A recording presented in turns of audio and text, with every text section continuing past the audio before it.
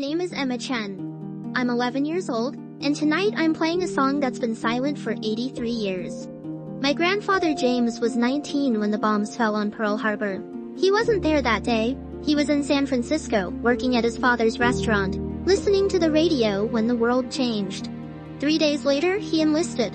Before he left, he found an old violin in a pawn shop on Market Street. Something to carry with him, he said, to remember what peace sounded like.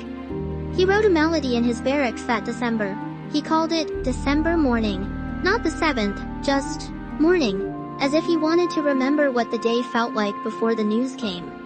He played it once for my grandmother at the train station before shipping out to the Pacific. She said it sounded like fog lifting off the bay. Quiet, uncertain, but moving forward anyway. He survived the war, came home in 1945, married my grandmother, built a life. But he never played that song again. The violin went into a closet. The sheet music, scribbled on the back of a supply requisition form, went into a wooden box with his letters and dog tags. My grandmother said he told her, "Some things you write for a moment that doesn't need to be repeated." For decades, it stayed there, folded between envelopes, untouched. Until last summer. I've been playing violin for 2 years when my grandmother showed me the box. The paper was brittle, the pencil marks faded, but I could still make out the notes. "Do you think he'd mind if I played it?" I asked. She handed me his violin. The bridge was loose, the strings old, but when I rosined the bow and drew it across, the sound was still there. "I think he'd want to hear what it sounds like now," she said. So I learned it, slowly at first, filling in the spaces where time had worn the notes away. And as I played, I realized it wasn't sad.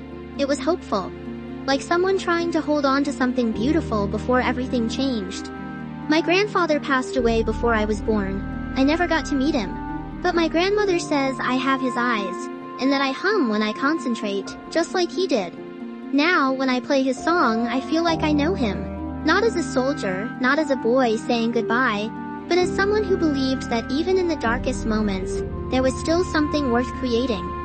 Tonight, I'll play December Morning again, so the song he wrote in 1941 can finally be heard the way he meant it. Not as an ending, but as a beginning. All I can say is best of luck.